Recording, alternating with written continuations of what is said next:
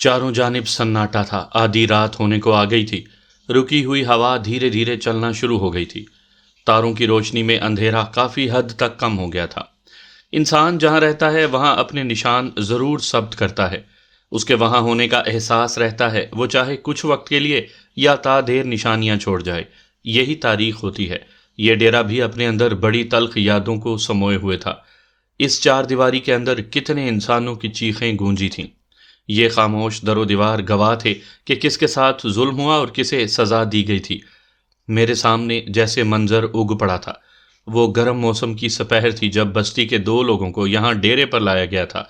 उनका कसूर यही था कि उन्होंने मीरन शाह के बाप सैदन शाह की हुक्म अदूली की थी। उसने अपना रेवड़ चराने के लिए हुक्म दिया था। उन दो लोगों ने सैदन शाह का हुक्म नहीं माना था। ये बहुत बड़ा जुर्म किया था उन्होंने। जब वो दोनों डेरे में लाए गए तो वो लहू लुहान थे। सैदन शाह के कारिंदे उन्हें उनके घरों से मार पीट कर यहाँ लाए थे। उनकी आहें और सिसकियां गूंजने लगी थीं। सब जानते थे कि उनका अंजाम क्या होगा, क्योंकि उन दोनों के बारे में कहा यह जाता था कि वो सैदन शाह को अच्छा नहीं समझते थे। जहां मैं चारपाई पर पड़ा था, उससे थोड़े फासले पर सैदन शाह एक चारपाई पर बैठा था। वो दोनों उसके सामने लाकर खड़े कर दिए गए थे। उनके हाथ उन्हीं के परनों से बांधे हुए थे। एक के माथे से खून बह रहा था, दूसरे के सीने के पास खून से कमीज भीगी हुई थी।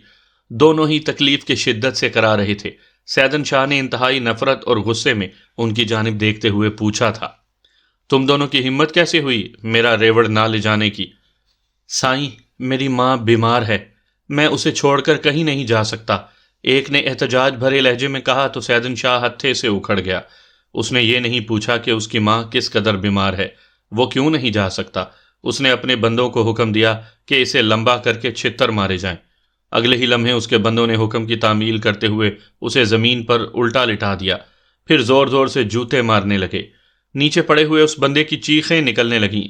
दरो दर हैरत से खामोश थे। सिर्फ इतनी सी बात पर उसे जलील करते हुए अजियत दी जा रही थी।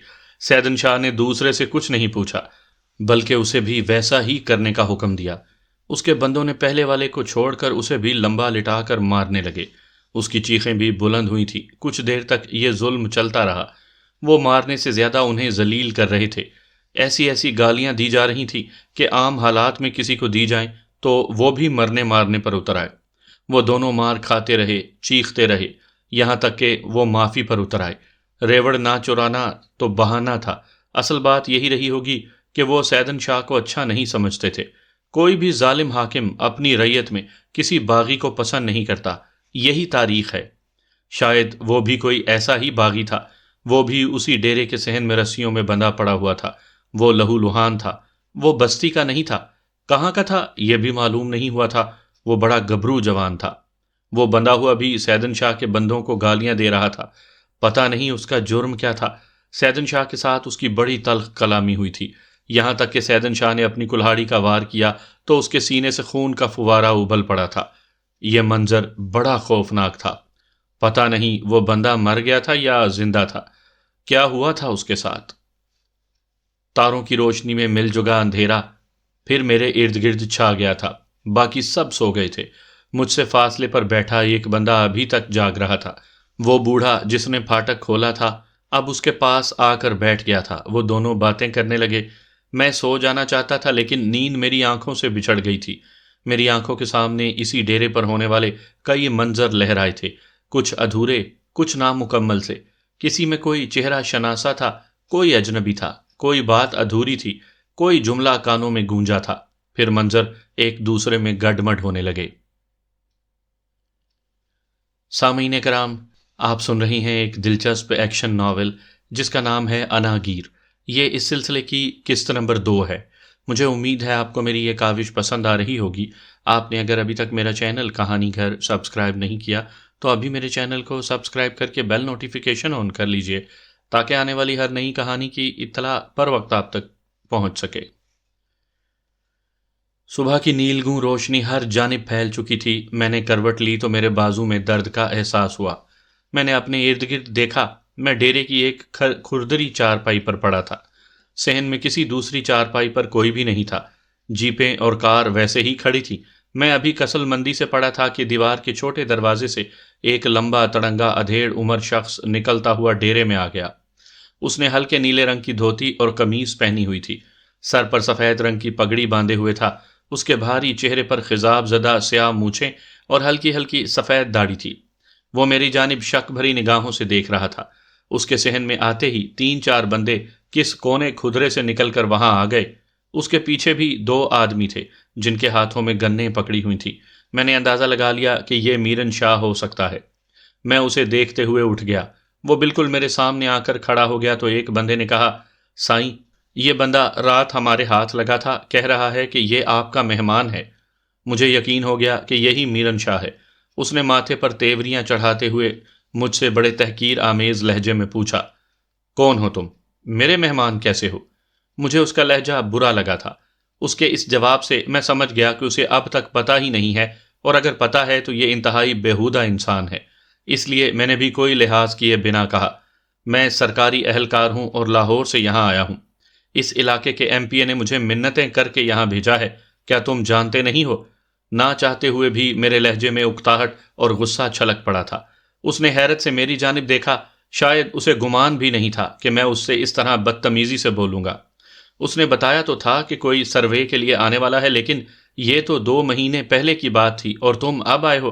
اس نے یاد کرتے ہوئے کہا، یہ پوچھو اپنے ایم پی اے سے، کس کس کی منت نہیں کی اس نے یہاں آنے کے لیے۔ مجھے بھی نہیں آنا چاہیے تھا، ہمارا تو کام ہے ہی ویرانوں میں جانے کا، لیکن یہاں جیسے اجڑ اور بدتمیز لوگ میں نے پہلے کبھی نہیں دیکھے۔ میں نے غصے میں کہا تو اس نے تحمل سے میری جانب دیکھا، پھر میرے سامنے پڑی چارپائی پر بیٹھ گیا۔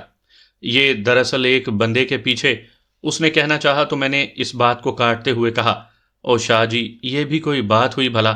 میں نے انہیں بتایا بھی کہ میں کون ہوں، مگر یہ اپنی ناکامی کا غصہ مجھ پر اتارنے لگے۔ کیا کیا انہوں نے؟ اس نے دھیمے سے پوچھا۔ میں انہیں بتا رہا تھا کہ میں میرن شاہ کا مہمان ہوں، لیکن ان میں سے کسی نے گن کا بٹ مار دیا میرے، مجھے ذلیل کرنے کے لیے باندھ کر یہاں لایا گیا۔ جب میں یہاں خود آنا چاہ رہا ہوں تو یوں قیدی بنا کر لانے کا کیا مطلب ہے؟ اتنے ڈرپوک اور بزدل بندے رکھے ہوئے ہیں تم نے، ایک بندہ بھی باندھ کر لائے ہیں یہ؟ میں نے جان بوجھ کر ہتک آمیز لہجے میں کہا۔ خیر، یہ اچھا نہیں ہوا، اس نے اپنی مونچھ پر ہاتھ پھیرتے ہوئے کہا، پھر لمحے بھر بعد بولا، اب تمہارے ماتھے پر تھوڑا لکھا ہوا ہے کہ تم نے یہاں آنا ہے یا تم سرکاری ملازم ہو؟ میں بحث نہیں کرنا چاہتا، میرے بارے اگر تصدیق کرنی ہے تو اپنے ایم پی اے سے پوچھ لو۔ دوسرا، میرے سارے کاغذات اس بیگ میں تھے جو ریڑے پر رہ گئے ہیں، ورنہ میں اپنی شناخت ابھی دکھا دیتا۔ میرے کہنے پر میرن شاہ کے چہرے پر سختی کم ہو گئی۔ اس نے اپنے ایک بندے سے کہا، وہ کون تھا ریڑے والا؟ وسو تھا، خیرو والے ٹوبے کا۔ اس بندے نے فوراً جواب دیا، جاؤ اس سے بیگ لے کر آؤ۔ اس نے حکمیہ لہجے میں کہا تو وہ فوراً وہاں سے چلا گیا۔ جیسے وہاں ٹھہرا تو اس پر افتاد پڑ جائے گی۔ میرن شاہ نے کچھ دیر میری طرف دیکھا اور بڑے ٹھہرے ہوئے لہجے میں کہا، کچھ دیر بعد تمہارا بیگ آ جائے گا، فکر نہ کرو۔ تم اٹھ کر نہا لو، میں تمہارے لیے نئے کپڑے بھجواتا ہوں، وہ پہن لینا۔ مجھے پتا ہے تم نے رات سے کچھ نہیں کھایا، وہ بھی نہیں۔ میں اب یہاں نہیں رہ سکتا، میرا بیگ آ جائے تو میں یہاں سے چلا جاؤں گا۔ اپنے ایم پی اے سے کہنا وہ میری جگہ کوئی دوسرا بندہ یہاں بھیج دے گا۔ میں نے جان بوجھ کر اور سوچ سمجھ کر اسے ایسا کہا تھا۔ وہ چند لمحے میری طرف دیکھتا رہا، پھر بڑے سنجیدہ لہجے میں بولا، تم پڑھے لکھے ہو، بات کو سمجھ سکتے ہو، یہ تو واقعی اجڑ ہیں، انہیں کون سمجھائے؟ میرا خیال ہے یہ غلطی نظر انداز کر دو، آئندہ یہ خیال رکھیں گے۔ مجھے یہاں سروے کرنا ہے، اس علاقے میں مجھے پھرنا ہے، دیکھنا ہے یہ علاقہ، یوں تو کوئی بھی مجھے پکڑ کر اپنا قیدی بنا لے گا۔ لگتا ہے شاہ جی تمہارا روب نہیں اس علاقے پر۔ میں نے طنزیہ انداز میں کہا تو وہ بے اختیار ہنس دیا، پھر مسکراتے ہوئے بولا، او نہیں، میرے حکم کے بغیر یہاں کوئی کچھ نہیں کر سکتا۔ تم آزاد ہو کر اپنا کام کرنا، کوئی انگلی کا اشارہ بھی نہیں کرے گا۔ مجھے بتاؤ، اتنی ذلت کے بعد بھی کوئی یہاں ٹھہرے گا؟ میں پھر سے اڑ گیا، میرے لہجے میں اکتاہٹ تھی۔ او نہیں، اب کچھ نہیں ہوتا، ویسے نام کیا ہے تمہارا؟ اس نے پرسکون سے لہجے میں پوچھا تو میں نے دھیمے سے کہا، علی زین نام ہے میرا۔ ٹھیک ہے علی، تم تازہ دم ہو جاؤ، ناشتہ کرو، اتنے میں بیگ آ جائے گا، پھر جو فیصلہ کرنا ہو کر لینا۔ اس نے مسکراتے ہوئے کہا۔ اس پر میں خاموش رہا تو وہ بولا، ایک بات تو بتاؤ۔ پوچھو، میں نے ہنکارا بھرنے والے انداز میں کہا۔ تم لاہور سے یوں خالی ہاتھ نکل آئے تھے؟ صرف بیگ تھا تمہارے پاس؟ اس نے طنزیہ لہجے میں پوچھا۔ اس نے بالکل درست سوال کیا تھا۔ اور اس سوال کی مجھے پوری طرح توقع تھی، اس لیے میرے پاس اس کا جواب بھی تھا۔ سو میں نے کہا، میں اپنی سرکاری جیپ پر آیا تھا، لیکن یہاں قریب جو قصبہ ہے مانا والا، وہاں پر خراب ہو گئی۔ میں نے وہیں کے ایک مستری کو دکھائی، اس نے بتایا کہ اب تو نہیں، یہ صبح تک ٹھیک ہوگی۔ جیپ میں نے اس کے پاس چھوڑ دی کہ صبح لے لوں گا۔ میں نے اسے بھی یہی بتایا تھا کہ میں میرن شاہ کا مہمان ہوں۔ مستری شاید اسی وجہ سے مجھے ایک موٹر سائیکل پر وہاں چھوڑ گیا جہاں سے ریڑے والا ملا تھا۔ آگے جو ہوا، کوئی بات نہیں، وہ جیپ بھی آ جائے گی، اس نے پوچھا۔ ہاں، میرا سارا سامان اسی میں ہے، میں نے بتایا۔ خیر کوئی بات نہیں، اب تم ہمارے مہمان ہو، اس نے بڑے سکون سے نرم لہجے میں کہا۔ مہمان، میں نے کہنا چاہا تو وہ بولا، یہ سامنے والا کمرہ لے لو، اس میں رہو، یہ بابا خیر دین یہیں رہتا ہے ڈیرے پر، تمہارا خیال رکھے گا، کسی شے کی ضرورت ہو تو اسے کہہ دینا، یہ حاضر کر دے گا۔ ٹھیک ہے، میں دیکھتا ہوں ایک دو دن۔ میں نے اپنی نیم رضامندی ظاہر کر دی تو اس نے میری جانب سے رخ پھیر کر سامنے کھڑے اپنے بندوں سے کہا، اوئے بے غیر تو، وہ بندہ کدھر گیا جسے تم پکڑنے گئے تھے؟ سامنے کھڑے سبھی لوگ خاموش تھے، ان کے چہروں پر ہوائیاں اڑنے لگیں۔ تبھی میں سمجھا کہ وہ پہلے والا بندہ اتنی تیزی سے کیوں یہاں سے نکلا تھا۔ چند لمحوں کے بعد ایک بندے نے ہاتھ باندھتے ہوئے کہا، سائیں، یقین جانے ہم موقع پر پہنچ گئے تھے، ہمیں پتہ چل گیا تھا کہ وہ ریڑے پر سوار ہے، ہم نے گھوم کر آگے سے اسے گھیرا تھا۔ وہ کہانی مت سنا بغیرت، اس نے غصے میں کہا، وہ ہمیں دکھائی ہی نہیں دیا، ریڑے پر یہی ملا تو ہم اسے پکڑ کر لے آئے، وہ اب تک اسی علاقے میں ہوگا، اگر وہ نکل گیا تو سمجھو تم سب کی خیر نہیں، ابھی نکلو اور پتہ کرو وہ کدھر گیا، کس کے پاس ہے، ڈھونڈو اسے، اس نے دھاڑتے ہوئے حکم دیا، پھر اٹھ کر واپس اسی دیوار کی جانب بڑھ گیا جس میں چھوٹا دروازہ تھا۔ میں چارپائی پر بیٹھا رہا، وہ سب لوگ وہاں سے جیپ میں بیٹھ کر چلے گئے، میں اکیلا وہاں رہ گیا۔ رات کے قیدی ہونے اور اب مہمان بن جانے میں بڑا فرق تھا، بھوک سے میرا برا حال ہو رہا تھا، رات کی کپڑوں سمیت جسم پر لگی ریت سے الجھن ہو رہی تھی، بازو میں ہلکا ہلکا درد بے چین کر رہا تھا۔ یہ سب اپنی جگہ ایک حقیقت تھی، لیکن میں کچھ اور ہی سوچتے ہوئے لاشعوری طور پر ان باتوں کو ثانوی حیثیت دے رہا تھا۔ یہ لو کپڑے، بوڑھا خیر دین میرے سامنے کھڑا تھا، اس کا نام بڑا جانا پہچانا تھا، تب سے تجسس تھا کہ اسے غور سے دیکھوں۔ میں نے دیکھا وقت نے اس کے چہرے پر بڑے گہرے نقش چھوڑے تھے، لیکن وہی نقش اس کی پوری شناخت رکھتے تھے۔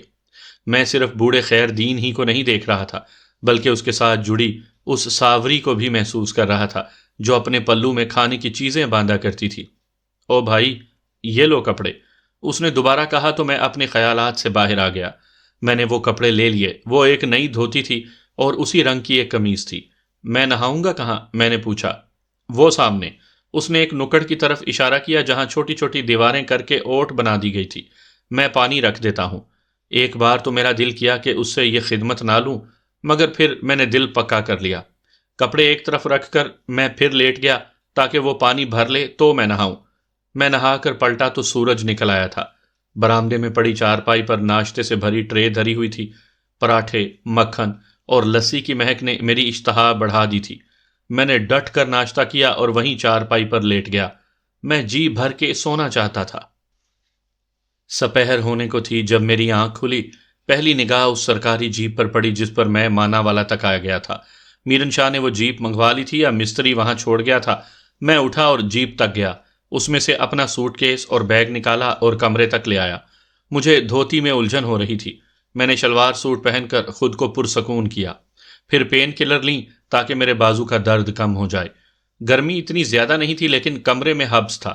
میں برآمدے میں آ کر لیٹ گیا، مجھے ساوری یاد آنے لگی، گوری چٹی، تیکھے نین نکوش والی، بھورے سے بال جو تیل میں چپڑے رہتے تھے، اس سے اپنا بھوچن نہیں سنبھالا جاتا تھا، ہمیشہ دائیں ہاتھ سے کندھے پر ٹکاتی رہتی تھی۔ بچپن سے جوانی تک اگرچہ چہرے کے نقوش وہی رہتے ہیں، لیکن اتنی تبدیلی آ جاتی ہے کہ بندہ پہچانا ہی نہیں جاتا۔ اس کا تجربہ مجھے ہو گیا تھا۔ اب ساوری نہ جانے کیسی ہوگی، وہ پرانا بچپن تو نہ جانے کب سے پیچھے چھوڑ چکی ہوگی، اگر وہ اچانک سامنے آ گئی تو کیا وہ پہچانی جا سکے گی؟ یہ سوچتے ہی دل اتنا تیز تیز دھڑکنے لگا جیسے ابھی بے قابو ہو جائے گا۔ بیٹا، کوئی شے چاہیے؟ بابا خیر دین کی آواز پر میں چونک گیا۔ وہ میری چارپائی کی پائنتی کی جانب کھڑا میری طرف دیکھ رہا تھا۔ میں نے فوراً اٹھ کر بیٹھتے ہوئے کہا، نہیں، مجھے کچھ نہیں چاہیے۔ بھوک تو لگی ہوگی؟ اس نے پوچھا۔ ہاں تھوڑی بہت، میں نے سر ہلاتے ہوئے کہا۔ تم سو رہے تھے اس لیے میں نے تمہیں جگایا نہیں، دوپہر کی روٹی تو تیار تھی، ویسے دوپہر کو لوگ ادھر کھاتے نہیں ہیں۔ اس نے مجھے وہاں کے معمول کے بارے میں بتایا۔ کوئی بات نہیں، میں شام کو کھا لوں گا۔ بابا تم پریشان نہ ہو، کم از کم میری وجہ سے پریشان نہ ہونا۔ نہیں جی، میں نے کیا پریشان ہونا، اب سائی نے خدمت پر لگا دیا ہے تو مہمان کی خدمت تو کرنی ہے نا۔ اس نے بڑی بےچارگی سے کہا تو میرا دل بھر آیا۔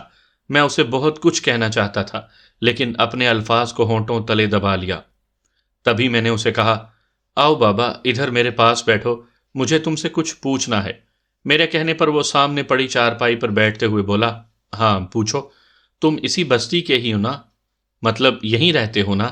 یہ ایک فضول سا سوال تھا لیکن یہ پوچھے بنا چارہ نہیں تھا۔ اس نے اپنی جھریوں بھرے چہرے سے میری طرف دیکھا اور دھیمے سے بولا، ہاں میں یہیں پیدا ہوا، تب سے یہیں اسی بستی میں رہتا ہوں۔ مطلب شادی بھی یہیں ہوئی اور بچے بھی؟ میں نے جان بوجھ کر فکرہ ادھورا چھوڑ دیا۔ ہاں میری بیوی تو اب نہیں رہی، ایک بیٹا ہے اور ایک بیٹی۔ بیٹے کی شادی ہو گئی ہے لیکن بیٹی کی ابھی نہیں ہوئی۔ اس نے بتایا تو نہ جانے مجھے کیوں خوشی محسوس ہوئی۔ ساوری کی ابھی تک شادی نہیں ہوئی تھی؟ وہ کہاں تھی یہ میں پوچھ نہیں سکتا تھا، اس لیے جان بوجھ کر موضوع بدل دیا۔ اگر میں یہ پوچھوں کہ اتنی زندگی میں تمہارے نزدیک یہاں سب سے بڑا مسئلہ ہے کیا؟ میرے پوچھنے پر اس نے ایک بار میرے چہرے پر دیکھا جیسے بہت کچھ کہنا چاہتا ہو، پھر جیسے اس کے چہرے پر ٹھہراؤ آ گیا، وہ اپنے ہونٹوں پر مسکراہٹ لاتے ہوئے بولا، ظلم۔ یہاں سب سے بڑا مسئلہ ظلم ہے۔ کیسا ظلم بابا؟ میں نے تیزی سے پوچھا۔ یہی ظلم کہ یہاں انسان اور جانور ایک ہی ٹوبے سے پانی پیتے ہیں۔ ایک جانب انسان پانی بھر رہا ہوتا ہے تو دوسری جانب کتا اپنی پیاس بجھا رہا ہوتا ہے۔ کیا یہ ظلم نہیں ہے؟ اس نے بڑی خوبصورتی سے بات کو موڑ دیا تھا۔ میں نے تو ایک لحظہ یہی سمجھا تھا کہ وہ میرن شاہ یا اس کے باپ سیدن شاہ کے مظالم گنوائے گا۔ وہ بتائے گا کہ یہاں خون کس قدر ارزاں ہے۔ ہاں پانی کا سب سے بڑا مسئلہ ہے یہاں ٹوبے بھی میرا خیال ہے ابھی کچے ہیں۔ میں نے یوں ہی پوچھ لیا۔ ہاں کچے ہیں، اس نے سکون سے کہا۔ اچھا بابا کوئی نوجوان لڑکا یہاں مل جائے گا جو اس سارے علاقے سے اچھی طرح واقفیت رکھتا ہو؟ میں نے اس سارے علاقے میں پھرنا ہے۔ میں نے اس سے پوچھا، یہ بات تم سائیں میرن شاہ سے کہنا، وہ تمہارے ساتھ کوئی بندہ بھیج دے گا۔ اب بتاؤ اگر کچھ کھانا پینا ہے تو؟ یہ کہتے ہوئے وہ اٹھ گیا۔ نہیں، میں نے کہا تو مجھے یاد آ گیا۔ تب میں نے جلدی سے پوچھا، بابا وہ میرا بیگ جو ریڑے پر رہ گیا تھا وہ ابھی نہیں آیا، اس نے کہا اور میرن شاہ کی رہائش کی جانب بڑھ گیا۔ میں پھر سے لیٹ گیا۔ میرے ذہن میں ایک اور تصویر ابھرنے لگی تھی۔ بستی میں ایک چھوٹی سی کچی مسجد تھی۔ صبح کی نیل گوں روشنی میں سب بچے مسجد میں جاتے تھے۔ نماز ہو جاتی تو وہ پارے لے کر بیٹھ جاتے۔ کچھ دیر بعد بچیاں بھی آنا شروع ہو جاتی۔ ساوری کے ساتھ ایک اور لڑکی ہوتی تھی۔ وہ ساوری کی طرح چہکتی نہیں تھی، بڑی خاموش رہتی تھی۔ پتہ نہیں وہ کون تھی۔ اس کا چہرہ ہیولے کی مانند نگاہوں میں تھا، گول سا چہرہ، بڑی بڑی سیاہ آنکھیں، سرخ جیسے لہو ٹپکتے ننھے منھے ہونٹ، بس اتنا وہ ذہن میں آ رہی تھی۔ کون تھی یہ ذہن میں نہیں آ رہا تھا۔ ایک سانول بھی تھا، بڑے غصے والا۔ رنگ تو اس کا سانولا تھا ہی لیکن نین نقش بڑے تیکھے تھے، بڑا تیز تھا، سب کو ہرا دیا کرتا تھا۔ یہیں ڈیرے سے ذرا فاصلے پر ایک کیکر ہوتا تھا، اس کے پاس بڑا کھیلتے تھے۔ وہ کیکر پتہ نہیں وہاں تھا کہ نہیں۔ میں ایک دم سے اٹھ گیا۔ میرے پاؤں میں ہلکے پھلکے جوتے تھے۔ میں اٹھا اور لکڑی کے پھاٹک کی جانب بڑھ گیا۔ میں ڈیرے سے باہر آ گیا۔ جنوب مغرب سے چلنے والی ہوا اب کافی حد تک تھم چکی تھی۔ میں اس جانب بڑھ گیا جدھر وہ کیکر ہو سکتا تھا۔ وہ کیکر دور ہی سے دکھائی دے گیا، بہت بڑا ہو چکا تھا۔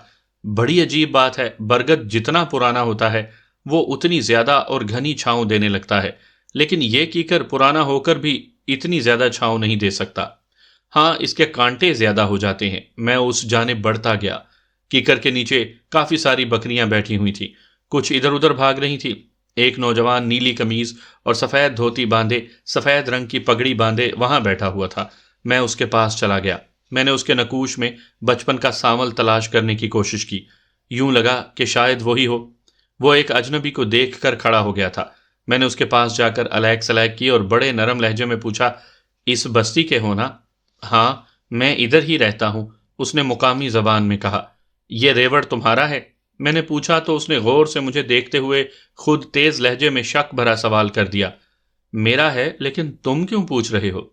ایسے ہی، بس میں تم سے باتیں کرنا چاہتا ہوں، میں نے مسکراتے ہوئے کہا تو اس نے اسی تیز لہجے میں پھر سے سوال کر دیا، نہ، کیوں باتیں کرنا چاہتے ہو؟ تم خود بتاؤ تم کون ہو؟ تم تو لڑنے لگے ہو یار، میرا نام علی ہے اور میں یہاں میرن شاہ کا مہمان ہوں، آپ بتاؤ تمہارا نام کیا ہے؟ میں نے جان بوجھ کر میرن شاہ کا نام لیا تھا، جس کا میں نے واضح اثر دیکھا وہ تھوڑا ڈھیلا پڑ گیا۔ اس نے میری جانب غور سے دیکھا، پھر بولا، سانول ہے میرا نام، یہ ریوڑ میرا اپنا ہے، اب بولو۔ کچھ نہیں، میں نے اپنے اندر کی خوشی کو چھپاتے ہوئے کہا، وہ بالکل بچپن جیسا تھا، لڑاکا، تیز اور شک کرنے والا۔